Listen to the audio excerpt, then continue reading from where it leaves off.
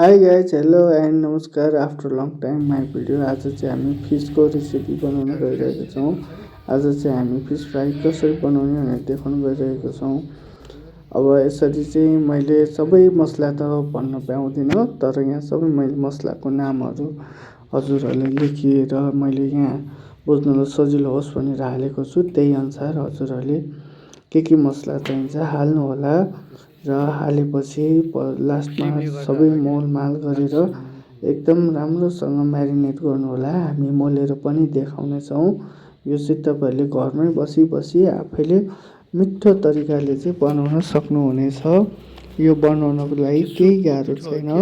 कति साथीहरूले चाहिँ अब कसरी बनाउने होला भनेर खोज्नुहुन्छ, युट्युबमा सर्च गर्नुहुन्छ। त्यसको लागि चाहिँ सहज र सरल होस् भनेर चाहिँ हामीले हजुरहरू सामु आज यो भिडियो हालेका छौँ।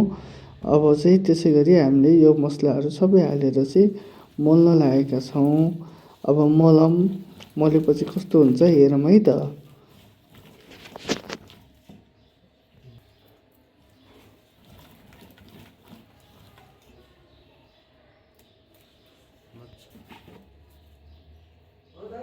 अब भने चाहिँ यसरी मोलेर मिक्स गरिसकेको मसलामा चाहिँ यसरी फिसको टुक्राहरू, माछाको टुक्राहरू काटेका सानो टुक्रा हालेर अब यसलाई चाहिँ हामीले हातले मजाले मोल्नेछौँ।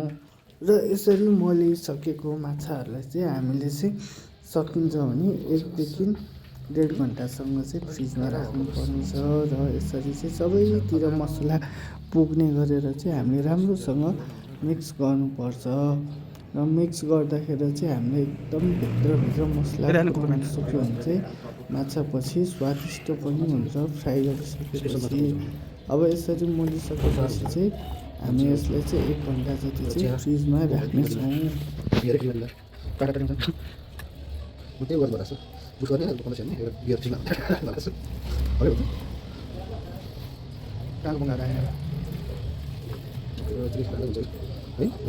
अब भने चाहिँ हामी माछा फ्राई गर्नको लागि चाहिँ प्यानमा तेल हाल्नेछौँ। सकेसँग तेल चाहिँ शुद्ध तोरीको तेल हालेकै राम्रो, छैन भने सनफ्लावर हाल्दा हुनेछ। र यसरी हामी चाहिँ माछाका सानो टुक्राहरूलाई चाहिँ फ्राई पिनमा चाहिँ फ्राईको लागि यसरी डुबाउनेछौँ।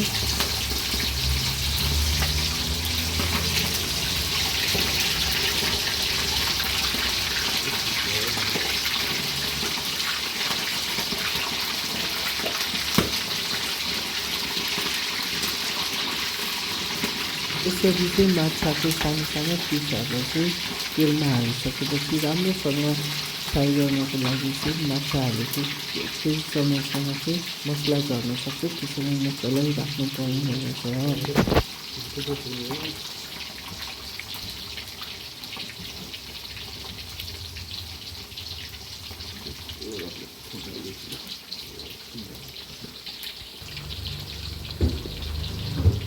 अब भने चाहिँ हामी केही समयको लागि चाहिँ यस फ्राई पिनमा चाहिँ हालेको पिसहरू यत्तिकै तेलमा एकछिन उबालेर राख्नेछौँ। अनि फेरि केही समयपछि फेरि त्यसलाई चाहिँ हामी चलाएर अर्कोपट्टि फर्काउनेछौँ। भिडियो राम्रोसँग हेर्नुहोला र आफूले पनि घरमा यसो गरी बनाएर सिकेर खानुहोला। अब भने चाहिँ हाम्रो फिस फ्राई भइसकेको छ। अब चाहिँ खानको लागि चाहिँ तयार भइसकेको छ।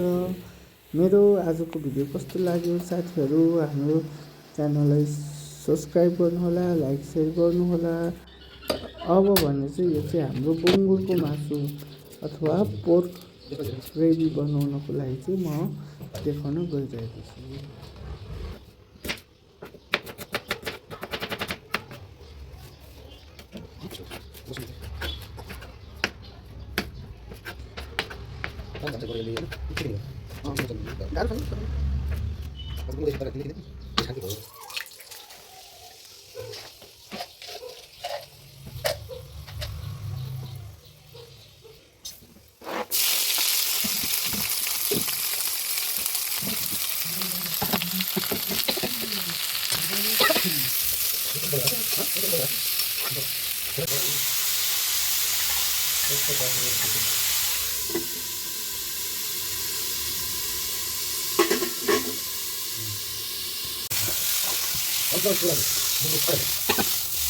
Mongol ulay.